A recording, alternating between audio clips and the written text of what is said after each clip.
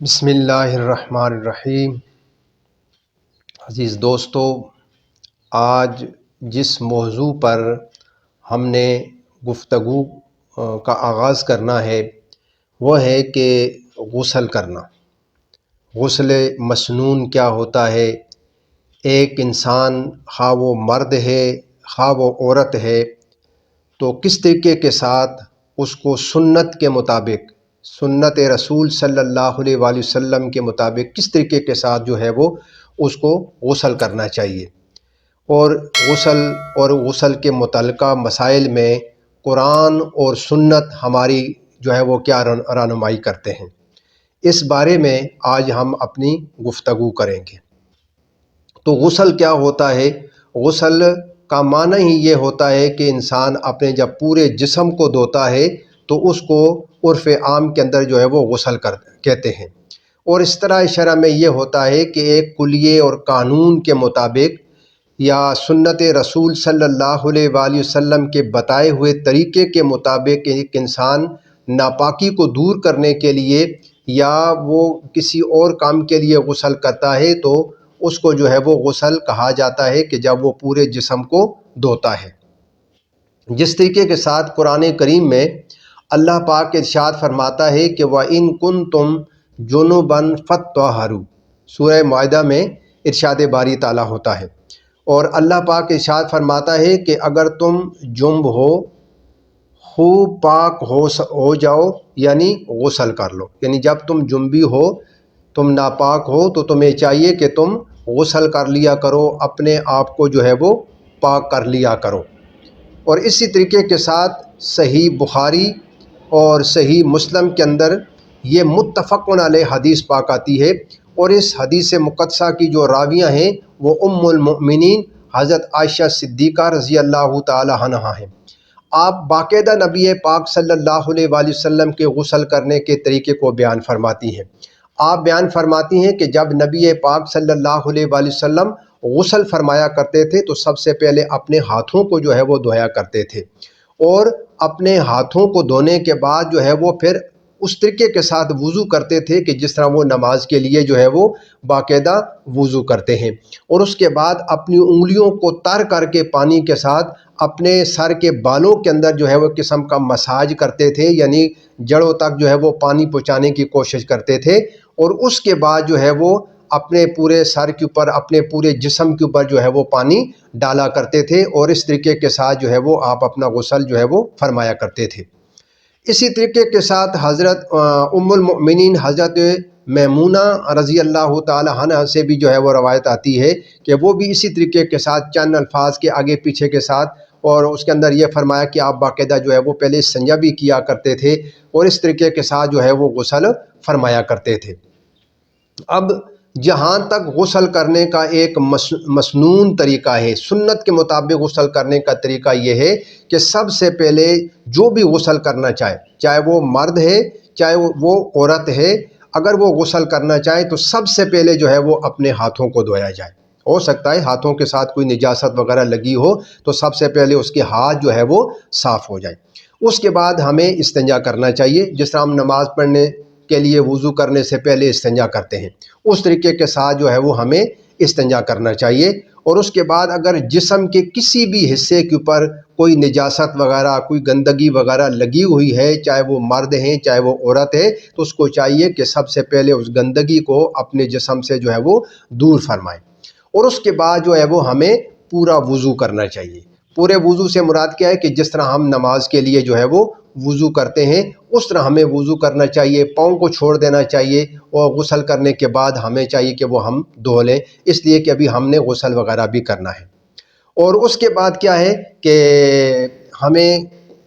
عام اگر غسل کرنا ہو تو استنجا کرنا چاہیے، اور اگر پھر بھی وضو کرنا چاہیں تو پھر بھی وضو کر سکتے ہیں، لیکن ہمیں کلی کرنی چاہیے اچھی طریقے کے ساتھ، ہمیں غرارہ کرنا چاہیے۔ ہاں اگر روزہ ہے تو روزے کی حالت میں جو ہے وہ غرارہ نہیں کرنا چاہیے کہ پانی حلق سے نیچے اترنے کا جو ہے وہ ڈر ہوتا ہے، اور اگر وہ روزہ نہ ہو تو پھر اچھی طریقے کے ساتھ آپ غرارہ کریں تاکہ گلے میں اور منہ کے اندر سارا جو ہے وہ مختلف جگہوں پہ آپ کا پانی پہنچ جائے۔ پھر ناک کے اندر اسی طرح مبالغہ کے ساتھ جو ہے وہ آپ پانی ڈالیں. اگر روزہ ہے تو بہت زیادہ اوپر تک پانی لے جانے کی کوشش نہ کریں، نارملی اپنے ناک کے اندر پانی ڈال کر کے جو ہے وہ اس کو جو ہے وہ صاف کر لیں. اس کے بعد جو ہے وہ کیا کریں کہ نہانے کے بعد جو ہے وہ اپنے پاؤں کو دھونا ہے. تو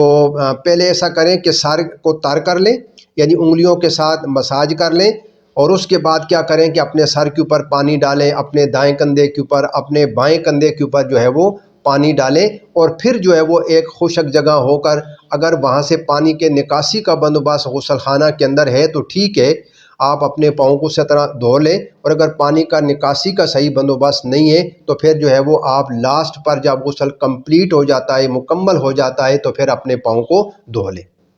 اب یہ جو طریقہ ہے یہ ایک مسنون طریقہ ہے. اب غسل کے اندر کچھ فرائض ہوتے ہیں، اگر ان میں سے ایک فرض بھی جو ہے وہ آپ کا اگر رہ گیا تو یاد رکھیں کہ آپ کا غسل نہیں ہوگا. غسل کے اندر 3 فرض ہوتے ہیں. سب سے پہلا فرض کیا ہوتا ہے؟ کلی کرنا، یعنی اچھے طریقے کے ساتھ منہ کے اندر پانی کو پھرانا. اس کے بعد ناک کے اندر پانی ڈالنا اور ناک کو صاف کرنا، اور پھر پورے جسم کو دھونا.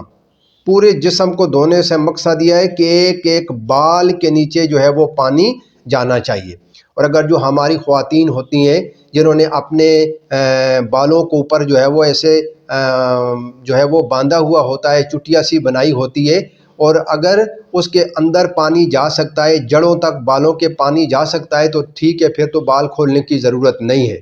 اور اگر انہوں نے بڑی سختی کے ساتھ اپنے بالوں کو باندھا ہوا ہے اور بہت زیادہ گھنے بال بھی ہیں اگر کسی عورت کے، اور یہ بھی خدشہ ہے کہ وہ جڑوں تک یا سارے بالوں کے جو جڑیں ہیں وہاں تک پانی نہیں پہنچ سکتا ہے، تو پھر ان کو چاہیے کہ وہ کیا کریں کہ اپنے بالوں کو کھولیں اور اچھے طریقے کے ساتھ اپنے بالوں کو دھوئیں. اس لیے کہ بال کی جگہ بھی جو ہے وہ خشک نہیں رہنی چاہیے، جس طرح کہ سنن ابی داؤد کے اندر یہ حدیث پاک آتی ہے، اور اس کے راوی حضرت علی کرم اللہ وجہ الکریم ہے. آپ نے فرمایا کہ نبی پاک صلی اللہ علیہ وآلہ وسلم کا ارشاد مبارک ہے کہ جس نے غسل جنابت کیا، ایک بال بھی اگر اس نے خشک چھوڑ دیا تو اس کے ساتھ آگ ایسا ایسا کرے گی، یعنی اس کے ساتھ ایسا ایسا کیا جائے گا، یعنی عذاب کی طرف ان کا اشارہ ہے کہ اس کو عذاب دیا جائے گا. اس لیے پھر آپ نے 3 مرتبہ فرمایا کہ میں نے اس لیے اپنے سر کے ساتھ دشمنی کی ہے، یعنی میں نے اپنے سر کے بالوں کو منڈا دیا ہے اس وجہ سے کہ کہیں کوئی میرا بال جو ہے وہ خشک نہ رہ جائے. تو اس لیے ہمیں غسل کرتے ہوئے، اور خاص کر کے غسل جنابت کرتے ہوئے، پاکی کا غسل کرتے ہوئے ہر مرد کو اور ہر عورت کو جو ہے وہ احتیاط کرنا چاہیے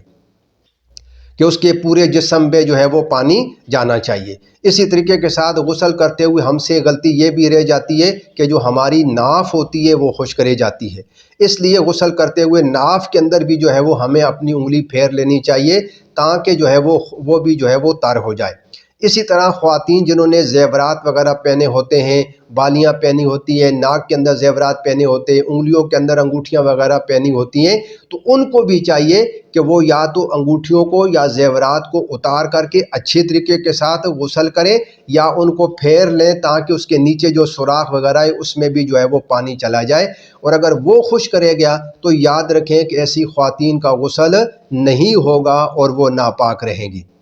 اسی طریقے کے ساتھ بہت ساری خواتین ایسی بھی ہوتی ہیں کہ جنہوں نے نیل پالش وغیرہ لگائی ہوتی ہے اور اس حالت میں وہ غسل کرتی ہیں، تو اس حالت میں غسل نہیں ہوتا ہے اور نہ ہی وضو ہوتا ہے جب تک کہ آپ نیل پالش کو ریموو نہ کر دیں، اپنے ناخنوں سے جو ہے وہ اس کو ختم نہ کر دیں. مہندی لگی ہوئی ہے تو کوئی بات نہیں ہے، لیکن نیل پالش اپنی ایک پوری تہ جما لیتی ہے، اس لیے پانی جو ہے وہ ناخن تک صحیح نہیں پہنچتا ہے. اس لیے جو بھی خواتین غسل کرنا چاہیں، پاکی کا غسل کرنا چاہیں، یا وہ نماز کے لیے وضو کرنا چاہیں، تو پھر ان کو جو ہے وہ اپنی نیل پالش کو اتار کر کے جو ہے وہ وضو کرنا چاہیے یا اس کو جو ہے وہ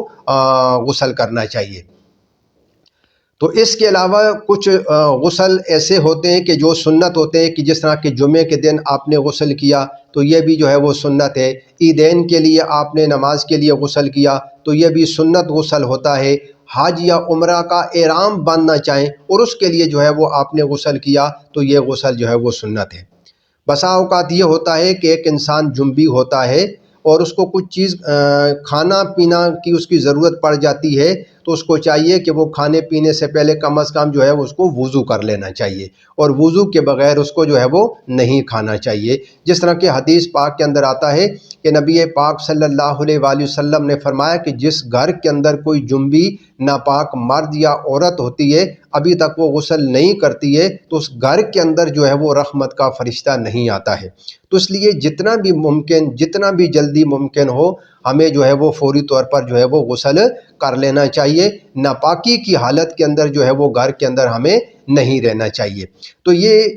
اس کے علاوہ کچھ اس کے اور بھی مسائل ہیں کہ جب کبھی بھی ہم غسل کریں تو غسل کرتے ہوئے جب ہمارا بدن ننگا ہو تو ہمیں کسی قسم کی گفتگو اور کسی کے ساتھ بھی گفتگو نہیں کرنی چاہیے۔ بسا اوقات یہ ہوتا ہے کہ ہم نہا رہے ہوتے ہیں تو نہاتے نہاتے ہم کسی کو کہتے ہیں بھائی ٹاول ہمیں دے دو، ہمیں کپڑے دے دو، ہمیں فلاں چیز دے دو، ہمیں فلاں چیز دے دو، تو اس طرح جو ہے یہ گناہ ہے۔ ہمیں ہرگز جو ہے وہ اس طریقے کے ساتھ غسل خانے کے اندر دوران غسل کسی کے ساتھ جو ہے وہ بات چیت نہیں کرنی چاہیے، اور نہ ہی جس جگہ پہ ہم غسل کریں وہاں پر ہمیں پیشاب کرنا چاہیے۔ یہ بھی جو ہے وہ منع کیا گیا ہے شریعت نے کہ جہاں پر بھی آپ غسل کرتے ہیں تو اس جگہ پہ آپ کو جو ہے وہ پیشاب وغیرہ نہیں کرنا چاہیے، اس لیے کہ اس کی چھینٹیں پھر آپ کے جسم کے اوپر پڑیں گی اور آپ کا جو ہے وہ جسم پھر ناپاک ہو جائے گا۔ اور جو بھی انسان غسل کرنا چاہے تو اس کو چاہیے کہ وہ سنت کے مطابق غسل کرے کہ جو شریعت مطہرہ نے جو ہے وہ ہمیں بتایا ہے۔ اسی طریقے کے ساتھ اگر ایک انسان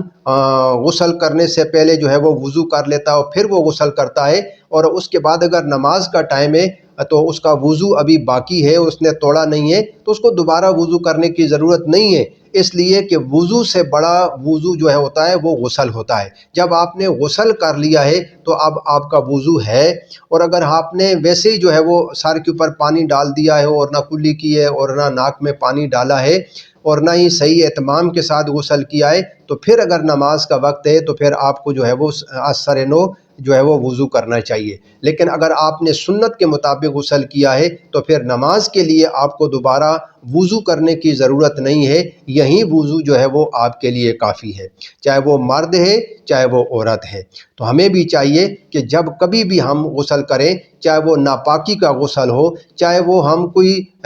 فریشمنٹ کے طور پر غسل کرنا چاہیں، ہم کوئی سنت غسل کرنا چاہیں، تو ہمیں نبی پاک صلی اللہ علیہ وآلہ وسلم کی سنت کے مطابق ہمیں مسنون جو ہے وہ غسل کرنا چاہیے، اور اسی بات کی تعلیم ہمیں اپنے بچوں کو بھی اور اپنی بچیوں کو بھی دینی چاہیے، اس لیے کہ یہ دین کا ایک اہم فریضہ ہے، اور پاکی کے لیے جو ہے وہ سب سے اہم چیز ہے کہ جس کے ساتھ ہمارا تعلق جو ہے وہ عبادت کے ساتھ جڑا ہوا ہوتا ہے۔ اسی طریقے کے ساتھ جو بندہ ناپاک ہو اس کو نہ مسجد کے اندر بغیر غسل کے جانا چاہیے، اور نہ ہی قرآن پاک کو جو ہے وہ پڑھنا چاہیے، اور نہ ہی قرآن پاک کو جو ہے وہ چھونا چاہیے، خواہ وہ مرد ہو خواہ وہ عورت ہو۔ اللہ پاک ہم سب کو ان مسائل پر کما حق عمل کرنے کی توفیق عطا فرمائے۔ وما توفیقی الا باللہ۔